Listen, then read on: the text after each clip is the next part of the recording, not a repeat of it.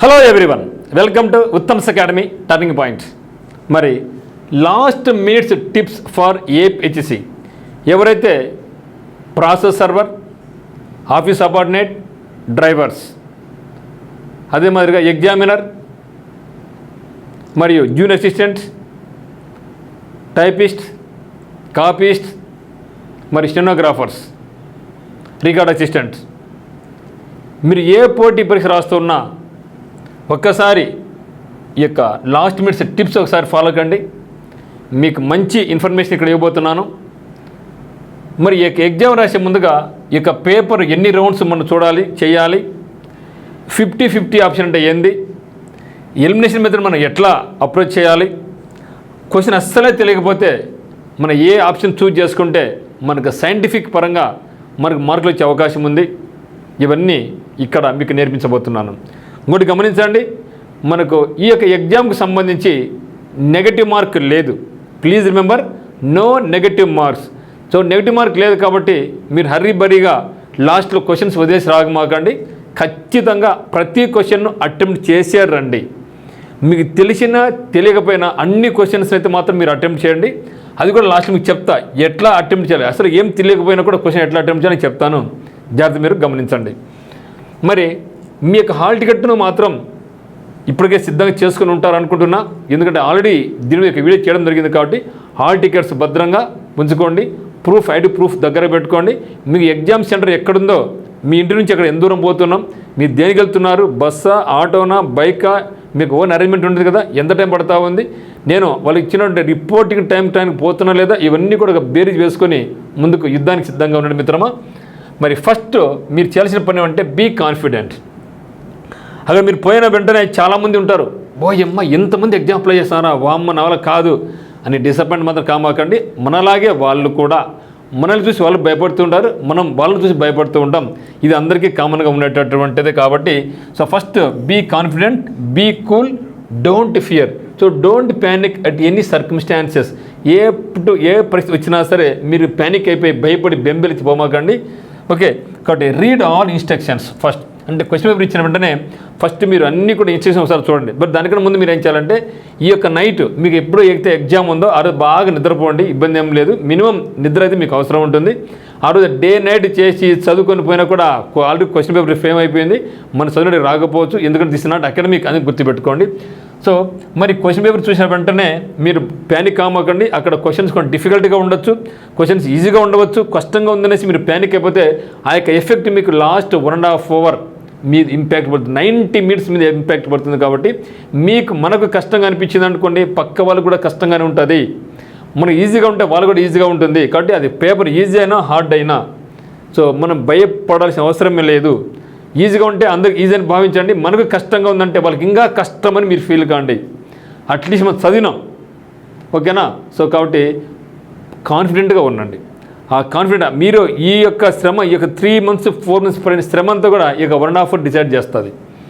కాబట్టి అదే మాదిరిగా don't struck on one question. ఎప్పుడు కూడా ఒక క్వశ్చన్ మీద స్ట్రక్ అయిపోకండి. దాన్ని పట్టుకొని ఊగలాడుతూ ఉంటే ఇబ్బంది పడతాం. క్వశ్చన్ కష్టంగా ఉందా వదిలేయి, నెక్స్ట్ వెళ్ళిపోదాం. నెక్స్ట్ కష్టంగా ఉందా వదిలేయి, 3rd 4th 5th ఈజీగా కష్టంగా వదిలేయి. సో అది వదులుతా పోయినా కూడా మనకు లాస్ట్కు మనకు సంబంధించిన క్వశ్చన్ మంచి క్వశ్చన్స్ ఉంటాయి, దాన్ని ముందుకు తీసుకెళ్దాం. సో మూవ్, నెక్స్ట్ క్వశ్చన్ అంతే. క్వశ్చన్ రాలేదా ఏం చేద్దాం, సో మూవ్ అంతే, టక్క మూవ్ కావడమే. ఇప్పుడు చూద్దాం. మరి మొత్తం తెలుసు 80 క్వశ్చన్స్ ఉంటాయి, 90 నిమిషాల టైం. అంటే క్వశ్చన్స్ ఏమో తక్కువ, టైం ఏమో ఎక్కువ. అది కాకుండా మనకు ఓన్లీ ఉండేది జీకే 40 క్వశ్చన్స్, ఇంగ్లీష్ 40 క్వశ్చన్స్ ఉంటాయి. ప్రాసెస్ సర్వర్ కానీ, సబార్డినేట్ కానీ, డ్రైవర్ కానీ ఏముంటుంది 40 జీకే ఉంటుంది, 10 ఇంగ్లీష్ వొకాబులరీ ఉంటుంది, 30 రీజనింగ్ ఉంటుంది. మీకు టైం తీసుకునేది ఎక్కడంటే రీజనింగ్లో టైం తీసుకోవచ్చేమో కానీ మిగతా ఎక్కడ కూడా టైం తీసుకునే అవకాశమే లేదు. ఎందుకంటే చూస్తేనే క్వశ్చన్ వచ్చిందా రాలేదా డిసైడ్ చేస్తాం, వచ్చిందంటే చేస్తాం, లేదంటే గమనం వదిలేసుకుంటూ పోతా ఉంటాం. కాబట్టి టైం వేస్ట్ అయ్యే ప్రసక్తే లేదు. మీరు క్వశ్చన్స్ బాగా ఆలోచించుకొని చదవండి. ఫస్ట్ ఏం చేయాలంటే పేపర్ను మినిమం అంటే మీరు మినిమం 2 రౌండ్స్ చేయాలి. సో మినిమం 2 రౌండ్స్ చేయాలి. అంటే ఏమి ఫాస్ట్గా వెళ్ళిపోవాలి. ఈ యొక్క 80 క్వశ్చన్స్లో ఈజీగా ఉన్నాయి, కష్టంగా ఏమో తెలిసిపోతాయి. ఈ యొక్క ఫస్ట్ రౌండ్లో మీరు ఏం చేయాలంటే టక్క పోయి క్వశ్చన్స్ వచ్చినట్టు రౌండ్ నిలండి. సో 80లో మీకు 14 వచ్చింది, నో ప్రాబ్లం, 14 చేయండి అంతే, భయపడద్దండి. సో క్వశ్చన్స్ను టక్క చేసుకుంటూ పోతానండి. క్వశ్చన్ చేయడము, సేవ్ చేయడము, next save, next save, next save, next అంతే, అది వెళ్ళిపోతాం. సో అప్పటికి మీకు దాదాపు సగం క్వశ్చన్స్ మీకు తెలిసినవి ఉంటాయి, భయపడకాకండి. ఒక 20 నీళ్ళండి. సో భయపడద్దండి. ఎందుకంటే చాలామంది ఏం చేస్తారంటే ఫస్ట్ చేసుకుంటూ పోతారు, లాస్ట్ టైం అయిపోతుంది. లాస్ట్ క్వశ్చన్స్ కనీసం అంటే ఒక 15 క్వశ్చన్స్ ఈజీగా ఉంటాయి. తర్వాత ఎంత ఈజీగా ఉన్నాయిరా అని అనిపిస్తుంది. ఆ యొక్క ఫీల్ వద్దనుకుంటే ఫస్ట్ మనం ఒక 3/4 గంటలో, సో 3/4 గంటలో అంటే 45 మినిట్స్ లేదా అరగంట, ఎంత మీ ఇష్టం అది. ఈ 3/4 గంట టైంలో ఫస్ట్ క్వశ్చన్ నుంచి 80 క్వశ్చన్స్ ఏమున్నాయో చూసుకుంటూ పోవాలి. చూసుకుంటూ పోవడం కాదు, అక్కడ మీకు వచ్చినటువంటి ఫస్ట్ రౌండ్లో మీరు ఏం చేయాలా, ఆన్సర్ క్లిక్ చేసుకుంటూ పోతారు. క్లిక్ చేయడం, సో సేవ్, క్లిక్ చేయడము, సేవ్ చేయడం, next, okay, click, save, next వెళ్ళిపోవడం అంతే. సో కాబట్టి మినిమం అయితే మీరు ఏం చేయాలంటే 2 రౌండ్స్, ఫస్ట్ రౌండ్స్ అంతా ఏం చేయాలి, సింపుల్గా ఉన్నటువంటి చేసుకుంటూ పోవాలి. రెండవ రౌండ్లో మనం ఏమైతే చెయ్యలేదో వాటిని చేసుకుంటూ వెళ్ళండి. తర్వాత ఫస్ట్ ఏ సెక్షన్ చేయాలి అనేది మీకు డౌట్ వస్తుంది. సో ఫస్ట్ ఏ సెక్షన్ చేయాలనేది డిపెండ్స్ ఆన్ యువర్స్. మీకు జీకే మీద మంచి పట్టు ఉందంటే ఫస్ట్ జీకే చేయండి. ఇంగ్లీష్ మీద పట్టు ఉందంటే ఫస్ట్ ఇంగ్లీష్ చేయండి. కానీ మనకు రైల్వేలాగా మనకు జిగ్జాగ్ ఉండవు. సో రైల్వే అనుకోండి, మ్యాథ్స్ ఉంటుంది, టక్కున రీజనింగ్ వస్తుంది, టక్కున జీకే వస్తుంది. కానీ మనకి ఏపీ హైకోర్టులో అయితే ఆ విధంగా రాదు. జీకే సెషన్ అంతా ఒకసారి, ఇంగ్లీష్ సెషన్ అంతా ఒకసారి వస్తుంది. కాబట్టి మీరు భయపడాల్సిన అవసరం లేదు. సో ఫస్ట్ ఏ సెక్షన్ చేయాలనేది అది అప్ టు యూ మాత్రమే. నేనేం చేస్తా, జీకే నాకు బాగా నీకు జీకే బాగా చేసుకుంటా, ఇంగ్లీష్ వచ్చి ఇంగ్లీష్ బాగా చేసుకుంటా. సో ఆ విధంగా మీరు ఫిక్స్ అయిపోండి, మీకు ఏది ఈజీనా అది ఫిక్స్ అయిపోండి. ఎందుకంటే దానివల్ల మనకేం బెనిఫిట్ అంటే మీరు జీకే బాగా పట్టున్న జీకే చేయడం వల్ల జీకేలో ఒక 40లో మీకు 15 క్వశ్చన్స్ 20 క్వశ్చన్స్ ఈజీగా ఉన్నారనుకోండి, మీకు కాన్ఫిడెన్స్ లెవెల్స్ పెరుగుతాయి. ఆ యొక్క కాన్ఫిడెన్స్ అనేది లాస్ట్ వరకు ఉంటుంది. మీకు ఇంగ్లీష్ అస్సలు రాదు, ఇంగ్లీష్ చేస్తామనుకోండి, ఇంగ్లీష్ నీకు ఏం అర్థం కాలా. సో దానివల్ల మనకి ఏమవుతుందంటే ఈ యొక్క నెగిటివ్ ఇంపాక్ట్ అనేది ఆ యొక్క పాజిటివ్ ఉన్నట్టుగా అంటే మనకు జీకే మీద పట్టున్నటువంటిది మనం కోల్పోతాం, మన కాన్ఫిడెన్స్ లెవెల్స్ దెబ్బతింటాయి. అందువల్ల మీకు వచ్చింది ఫస్ట్ చేసుకోండి, అది ఏదైనా పర్వాలే, that is up to you మాత్రమే. మరి టైం అలాట్మెంట్ ఎంత అంటే మనకు ఉండే టైం ఎంత, 90 నిమిషాల టైం ఉంటుంది, 90 నిమిషాల టైం. సో దీంట్లో ఏం చెప్తాను నేను, 45 నిమిషాలు జీకేకి, 45 నిమిషాలు ఇంగ్లీష్ అనుకోండి. కొంత ఇంగ్లీష్ అనేది ఇబ్బంది పడతారు కాబట్టి జీకే నాకు తెలిసి 30 minutes more than enough. So 40 క్వశ్చన్స్కు 30 నిమిషాల టైం మోర్ దాన్ ఎనఫ్. మరి ఇంగ్లీష్కి మీరు ఏం చేస్తారంటే దీనికి 60 మినిట్స్ పెట్టుకున్నాను. ఎందుకంటే మనకు కాంప్రిహెన్షన్ ఉంది కాబట్టి, కాంప్రిహెన్షన్ చదివితేనే మనకు అర్థమవుతుంది కాబట్టి ఎక్కువ టైం పడుతుంది. కాబట్టి నేను అంచనా ప్రకారం అయితే జీకేకి 30 నిమిషాలు కేటాయించుకోండి, ఇంగ్లీష్కి 60 నిమిషాల టైం కేటాయించుకోండి. అది ఏదో మీరు డిసైడ్ 50-50నా ఏదో మీ ఇష్టం. కానీ మొత్తానికి మాత్రం టైం ఈ విధంగా కేటాయించుకోండి మీరు. తర్వాత వచ్చినవి ముందుకు చేసుకుంటూ పోండి. సో ఫస్ట్ ఏమైతే వచ్చినాయో అవి చేసుకుంటూ పోండి ఫస్ట్ రౌండ్లో. తర్వాత మేబీ ఈ క్వశ్చన్ పేపర్ నీకు డిఫికల్ట్గా ఉండొచ్చు, లేక మేబీ ఈజీగా ఉండొచ్చు. సో అది కష్టంగా ఉన్నా ఈజీగా ఉన్నా భయపడకాకండి. So start with easy questions always. So మనకు వచ్చినటువంటివే చేసుకుంటూ వెళ్ళండి. సో డిఫికల్ట్గా ఉన్నటువంటివి నెక్స్ట్ రౌండ్లో మనం చేసుకుంటాం, భయపడద్దండి. సో ఆన్సర్ను చేంజ్ చేసుకోవచ్చా అని అడుగుతున్నారు కొంతమంది. ఎస్, ఆన్సర్ చేంజ్ చేసుకోవచ్చు. ఇది ఓఎంఆర్ షీట్ కాదు కదా.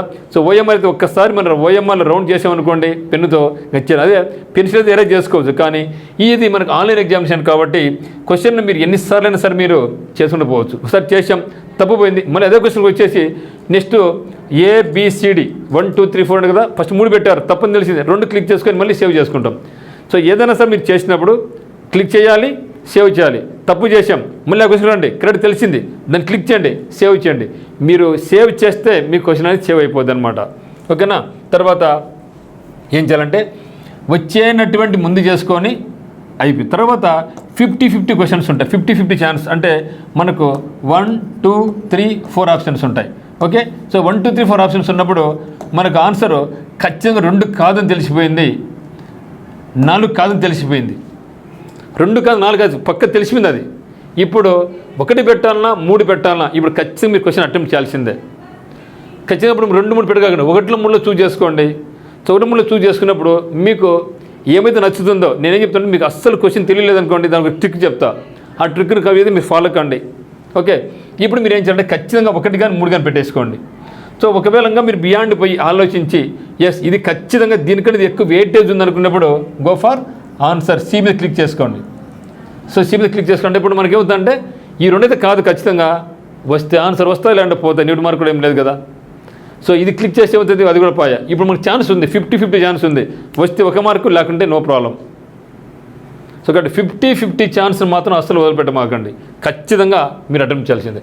సో ఆప్షన్ మెథడ్ లేదా ఎలిమినేషన్ మెథడ్ మనం చేస్తూ ఉన్న కింద ఆప్షన్స్ 1, 2, 3, 4 ఉంటాయి. ఎలిమినేషన్ మెథడ్ ఏమంటే చూసినప్పుడు నాకు ఆ క్వశ్చన్ పూర్తి ఐడియా లేదు, క్వశ్చన్ తెలుసు కానీ ఆప్షన్స్ కాదు. ఆప్షన్కి వెళ్ళినప్పుడు ఓహో ఈ యొక్క ఆప్షన్ అయితే ఖచ్చితంగా కాదు తెలిసిపోద్ది, దట్ ఈస్ ఎలిమినేషన్. ఓ ఇది పక్కన పెట్టేసాయి, ఇది ఖచ్చితంగా ఇది కాదు. ఇక్కడ ఏం చెప్పినాం, 50-50 అంటే మీకు ఖచ్చితంగా నాకు ఆప్షన్ 1లోనా ఉంటుంది, 3లోనా ఉంది, నాకు తెలుసు ఖచ్చితంగా కదా, కన్ఫ్యూజ్ అవుతున్నా అనేది 50-50 ఆప్షన్. ఇది ఎలిమినేషన్ మెథడ్ ఏమంటే నాకు క్వశ్చన్ మాత్రం తెలుసు కానీ ఆన్సర్ నాకు తెలియదు. సో ఖచ్చితంగా ఇది ఉండదు, ఇది ఉండదు, ఇది ఉండదు, ఇది ఆన్సర్ ఉంటుంది అని కూడా ఎలిమినేషన్ మెథడ్ అనమాట. ఇది కూడా చాలా చాలా మంచిగా వర్కౌట్ అవుతుంది. సో ఫస్ట్ ఏమి ఇవ్వాలి, చేసి వచ్చినట్టు చేయండి, తర్వాత 50-50 చేయండి. సో 50-50 తర్వాత go for elimination method. So elimination మెథడ్లో కూడా మనకు మంచిగా స్కోర్ వస్తుంది. మిత్రం గుర్తుపెట్టుకోండి, జాబ్ కావడం అంటే మనకు 1 మార్కు 1 మార్కులో పోతుంది ఎవరికి, అందరూ కూడా. సో దాంట్లో ఎవరైతే తెలివిగా ఈ విధంగా ట్రిక్స్ ఉపయోగిస్తారో, ఈ విధంగా స్మార్ట్ మైండ్ ఆలోచిస్తారో వాళ్ళకి జాబులు వస్తూ ఉంటాయి. సో మనకు చదవాలి, దాంతోపాటుగా లాస్ట్ మూమెంట్లో స్మార్ట్ వర్క్ కూడా మనకు అవసరమే, స్మార్ట్గా ఆలోచించాలి. ఓకే, కాబట్టి వచ్చినట్టు ముందు చేసేసుకున్నా 50-50 అయిపోయింది. ఆ తర్వాత గో ఫర్ ఎలిమినేషన్ మెథడ్ చేసుకోవడం జరిగింది. నెక్స్ట్ ట్రిక్ ఏమంటే నాకు క్వశ్చన్ అస్సలు తెలియదబ్బా, ఈ క్వశ్చన్ ఎప్పుడు చూడలే, నేను కొత్తగా ఉంది, నేను అటెంప్ట్ చేయాలన్నా వద్దా? ఎస్, అటెంప్ట్ చేయాల్సిందే. ఎందుకంటే మనకు నెగిటివ్ మార్క్ లేదు కాబట్టి మీరు క్వశ్చన్ ఖచ్చితంగా అటెంప్ట్ చేయాల్సిందే. మరి ఏం చేయాలి సార్, 50-50 నాకు తెలియకపోయింది, తర్వాత ఎలిమినేషన్ మెథడ్లో కూడా నాకు చేయలేకపోతున్నాను, నాకు అసలు దాని మీద ఐడియా లేదబ్బా, ఏం చేయాలా? 1 పెట్టాలా, 2 పెట్టాలా, 3 పెట్టాలా, 4 పెట్టాలా? ఇక్కడ కొందరు ఏం చేస్తారంటే 1 పెడతారు, కొందరు 2, నెక్స్ట్ 3 పెడతారు, 4 పెడతారు, 4 పెట్టుకుంటారు, 1, 2 మళ్ళీ ఇట్లా వస్తారు, మళ్ళీ ఇట్లా వస్తారు, ఇట్లా పోతారు, ఇట్లా వస్తారు, ఇట్లా వస్తారు. ఈ మెథడ్ అస్సలు ఫాలో కామాకండి, వెరీ వెరీ డేంజరస్ మెథడ్ ఇది. సో దీనివల్ల మీరు 1 పెట్టారనుకోండి ఆన్సర్ 2 కావచ్చు, 2 పెడితే ఆన్సర్ 1 కావచ్చు. అట్లా కాకుండా మీరు 1 పెట్టారనుకోండి, అన్నీ కూడా సి పెట్టారనుకోండి, ఈ 4 ఖచ్చితంగా ఒక సీ గ్యారెంటీ ఉండి తీరుతుంది. సో అన్ని సి పెట్టడం వల్ల నాకు ఖచ్చితంగా 4లో ఒక క్వశ్చన్ ఖచ్చితంగా కరెక్ట్ కావాల్సిందే, వేరే మెథడ్ లేదు. ఇంకా జనరల్గా మనకి ఏం చేశాడు, 80 క్వశ్చన్స్లో ఈక్వల్గా ఉంటాయి, 20A, 20B, 20C, 20D, ఒక 2-3 మార్క్స్ అటు ఇటు ఉంటాయి, అంతవరకే వేరియేషన్. సో మ్యాక్సిమం ఈక్వల్గా ట్రై చేస్తారు వాళ్ళు. ఓకే, సో 20-20-20-20 అనుకుంటే మీరు ఏం రాయకుండా అన్ని ఏలు పెట్టుకొని వచ్చినా కూడా మీకు 20 మార్కులు వచ్చేస్తాయి. కానీ మనం అట్లా చేస్తే మనకు జాబ్ రాదు కదా. కాబట్టి ఏం చేస్తారంటే మీరు ఇట్లా పెట్టగాకండి, ఇట్లా పెట్టడం వల్ల నష్టమే ఉంటే 1 పెట్టినప్పుడు ఆన్సర్ 2 కావచ్చు, 2 పెడితే ఆన్సర్ 4 కావచ్చు, 4 పెడితే ఆన్సర్ 2 కావచ్చు. కానీ ఈ మెథడ్ పెట్టినప్పుడు ఖచ్చితంగా 1, 2, 3, 4 అయినా ఒక్కటైతే మాత్రం ఖచ్చితంగా మీకు ఆన్సర్ కరెక్ట్ కావాల్సిందే. ఇది ఏం చెప్పాలా, దిస్ ఈజ్ ప్రాబబిలిటీ చెప్తుంది. ఏమిది, ప్రాబబిలిటీ మెథడ్ ప్రకారం అయితే ఇది సైంటిఫిక్ మెథడ్, నేను చెప్పిన మెథడ్ కాదు, సైంటిఫిక్ మెథడ్లో ఇది ప్రూవ్ అయినటువంటిదే. ఒకటే చూస్ చేసుకోండి, నీకు ఏది నచ్చింది, నచ్చిందా అన్నీ ఏని పెట్టేసి, ఎప్పుడు తెలియని వాటికి మాత్రమే. ఒక బి అన్ని బి పెట్టేసాయి, సిన అన్ని సి పెట్టేసి, డి అన్ని సి డి పెట్టేసాయి. ఇది ఒక మెథడ్. సో ఇంకో మెథడ్ ఏం చెప్తారంటే, కొందరు ఏం చెప్తారంటే అన్నీ ఈక్వల్గా ఉంటాయి కాబట్టి మీరు ఏ కౌంట్ చేసుకోండి, బి కౌంట్ చేసుకోండి, సి కౌంట్ చేసి డి కౌంట్ చేసుకోండి. ఒకవేళ మీకు సి ఎక్కువ వచ్చిందంటే నెక్స్ట్ మీరు ఆ సి యూజువల్ పోమాకండి అని చెప్తుంటే, ఏ ఎన్ని వచ్చినాయి, బి ఎన్ని వచ్చినాయి, సి ఎన్ని వచ్చినాయి, నీకు తెలిసిన వాటిలో డి ఎన్ని వచ్చినాయి. సో దానికి తక్కువ ఏమొచ్చినాయి, సో తెలియని వాటికి అవి పెట్టుకోండి అని ఇంకో కొందరు చెప్తారు. సో నేనేం చెప్తానంటే సైంటిఫికల్ మెథడ్లో అకార్డింగ్ టు ప్రాబబిలిటీ మనకు చాప్టర్ ఒకటి ఉందన్నమాట, దాంట్లో ఈ మెథడ్ చెప్తారనమాట. అన్నీ ఒకటే పెట్టుకోవడం వల్ల మీరు బెనిఫిట్ పొందుతారు. నచ్చితే మీరు పెట్టుకోండి. సరే ఏం పెట్టాలా, ఏ పెట్టాలా, బి పెట్టాలా, సి పెట్టాలా, డి పెట్టాలా, మరి నన్ను అడుగుతారు, అది నేను చెప్పను. నేను సి పెట్టుకునేవాడిని, నేను మీలాగా ప్రిపేర్ అయినప్పుడు నేను సి పెట్టుకుంటే అది నాకు ఇష్టమైంది. సో అదే సీని పెట్టుకుని నేను చెప్పను. సో మీకు నచ్చింది మీకు ఏ మీద మంచి పాజిటివిటీ ఉందా ఏ పెట్టాయి, సో బి మీద మీకు మంచి అభిప్రాయం ఉందా బి పెట్టాయి, సి మీద ఉందా సి పెట్టాయి, డి మీద ఉందా డి పెట్టాయి. అది up to you, completely the total risk to you only. ఇది ఒక రిస్క్, ఇది ఒక మెథడ్. ఇంకో మెథడ్ ఏం చెప్పినా మీకు, అన్ని కౌంట్ ఏ ఎన్ని వచ్చినాయి, బి ఎన్ని వచ్చినాయి, సి ఎన్ని వచ్చినాయి, డి ఎన్ని వచ్చినాయి. ఏ దాంట్లో తక్కువ ఉన్నాయి అప్పుడు తక్కువ ఏమవుతున్నాయి అది ఆన్సర్ పెట్టుకొని ఇంకో కొందరు చెప్తారు. ఎందుకంటే అన్నీ ఈక్వల్గా ఉంటాయి కాబట్టి 20 ఉంటాయి కాబట్టి అని కొందరు చెప్తారు. బట్ ఇది అది అని నేను చెప్పను, కానీ మీరు ఏదో ఒకటైతే మాత్రం ఖచ్చితంగా ఫాలో కండి. అప్పుడు మీకు ఏమి తెలియకపోయినా సరే 10 క్వశ్చన్స్లో మీకు కనీసం 2 నుంచి 3 వీలైతే 4 కూడా కరెక్ట్ అయ్యే అవకాశం అయితే ఉంటుంది. ఓకే, ఇది ఒక మంచి మెథడ్ మిత్రమా. కాబట్టి ఫస్ట్ వచ్చినట్టు చేసుకోండి, 50-50 చేసుకోండి, ఆప్షన్ ఎలిమినేషన్ మెథడ్ చేసుకోండి. ఏమీ తెలియకపోతే ఒకటే ఫాలో కండి. ఇది ఖచ్చితంగా మీకు అందరికీ చాలా యూస్ఫుల్ అవుతుంది. సో ముఖ్యంగా ఎవరైతే ఎగ్జామ్స్ రాయబోతున్నారో మీకందరికి కూడా మా యొక్క ఉత్తమ్ అకాడమీ టీం నుంచి, ఎందుకంటే ఇక్కడ దాదాపుగా నాన్ టీచింగ్ అయితే టీచింగ్ అయితేనేమి 10 మంది ఇక్కడ వర్క్ చేయడం జరిగింది. అంతే సహనంతో మీకు డౌట్స్ ఉన్న ఫోన్ చేసి రిసీవ్ చేసుకోవడం అయితేనేమి, మీ ఆల్రెడీ డౌన్లోడింగ్ అయితేనేమి, మీకు డౌట్స్ చెప్పడం అయితేనేమి, సో మా యొక్క టీం నిరంతరం మీకోసం కృషి చేసింది, పాటుపడింది. మరి వీళ్ళందరూ కూడా ఏం చెప్తున్నారంటే, సార్ మా యొక్క టీం తరపున, ఉత్తమ్ అకాడమీ టీం తరపున, మరి టర్నింగ్ పాయింట్ కోచింగ్ సెంటర్ తరపున మేము wishes you all the very very very best. మీరందరూ కూడా సక్సెస్ కావాలని మనస్ఫూర్తిగా ఆ దేవుని మనం ప్రార్థిస్తున్నాం. సో మంచిగా పాజిటివ్ మైండ్తో ఉండండి, నెగిటివ్ ఉండొద్దండి, డిప్రెషన్ అసలు పోవద్దండి. మార్నింగ్ ఏ విధంగా మీరు ఉత్సాహంగా ఉన్నారో ఎగ్జామ్ అయినంత వరకు అదే ఉత్సాహంతో ఉండండి.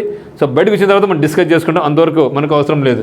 ఓకే, సో మీకు ఏమైనా డౌట్స్ ఉన్నా మనకి నెంబర్ 7780616884 ఇది నా యొక్క పర్సనల్ నెంబర్ అనమాట. ఇష్యూ నెంబర్ మీ కాడ ఉంది 8688, అది మీ దగ్గర ఉంది. ఆ నెంబర్ కాల్ చేయండి. ఈ యొక్క పర్సనల్ నెంబర్ నాది అనమాట. దీన్ని మీరేం చేస్తారంటే, మీరు ఎగ్జామ్ రాసిన తర్వాత మీకు ఎటువంటి క్వశ్చన్స్ వచ్చాయో మీరు ఈ యొక్క వాట్సాప్ నెంబర్కు మీరు ఏం చేస్తారంటే, మీకు వచ్చినటువంటి క్వశ్చన్స్ అది ఇంగ్లీష్ కానీ, జీకే కానీ, రీజనింగ్ కానీ, ఏదైనా కానీ నా యొక్క నెంబర్కు మీరు క్వశ్చన్స్ని వాట్సాప్ చేయండి. దయచేసి మర్చిపోవద్దు. దీనివల్ల ఏమవుతుందంటే నెక్స్ట్ ఫర్దర్గా అంటే షిఫ్ట్ 1 షిఫ్ట్ 2 అట్లుంటాయి. నెక్స్ట్ ఫర్దర్గా ఎగ్జామినేషన్ వాళ్ళకు ఎట్లా ఉండొచ్చు అంటే, వాళ్ళకు ఒక ఫోబియా, అంటే ఇదే క్వశ్చన్స్ మళ్ళీ వస్తాయనుకోవద్దండి, రావు. No way at all. First shift వచ్చిన క్వశ్చన్స్ నెక్స్ట్ ఏ షిఫ్ట్ వాళ్ళకి ఎగ్జామ్ మార్క్ అవి రావు, ఇంకా బిట్స్ రావు. కాకపోతే ఏమంటే మనకు ఒక అంచనా అనమాట, పేపర్ ఇట్లా వస్తూ ఉంది, ఈజీగా ఉంది, హార్డ్గా ఉంది, ఒక అంచనా ప్రకారం మాత్రమే. కాబట్టి దయచేసి రేపు మార్నింగ్ ఎవరికైతే మార్నింగ్ షిఫ్ట్ ఉందో మీరు మీ యొక్క క్వశ్చన్స్ను నా యొక్క వాట్సాప్కి పెట్టండి. ఆ యొక్క క్వశ్చన్స్ దాంతో మీ యొక్క పేరు నాకు పెట్టండి. పెడితే తిరిగి యొక్క యూట్యూబ్ ద్వారా మీ యొక్క పేరు, ఎవరైతే పంపించారో వాళ్ళ పేరు, మీ యొక్క మార్కులు ఏం చదవలేండి, భయపడద్దు. ఆ క్వశ్చన్స్ను మేము ఈ యొక్క యూట్యూబ్ ద్వారా 10 మందికి మళ్ళీ తెలియపరుస్తాం. ఇది జస్ట్ ఒక కోఆర్డినేషన్ మాత్రమే అనమాట. కాబట్టి ఖచ్చితంగా మీకు ఈ యొక్క నెంబర్కు వాట్సాప్ బిట్స్ పెడితే మిగిలిన వాళ్ళకు హెల్ప్ అవుతుంది అనమాట. సో దయచేసి ఈ నెంబర్కి అయితే మాత్రం మీరు బిట్స్ పెట్టడం మర్చిపోద్దండి. So once again I wish you all the very best for the tomorrow examination and further examinations. Thank you.